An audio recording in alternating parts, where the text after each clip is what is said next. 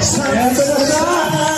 Congressman House of Representatives, most voted journalist and Philanthropist of the Year, City of the Year, Entrepreneur of the Year, Outstanding Man of the Year, Philippines. Kaya naman, huwag pantaman, handa na ba kayo?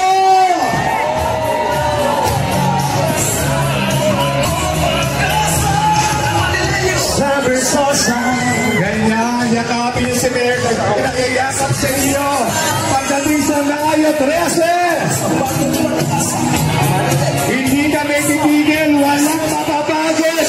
Wala na shift ng maga. Hanggang gabi, tuloy-tuloy lang si Mayor Sosa.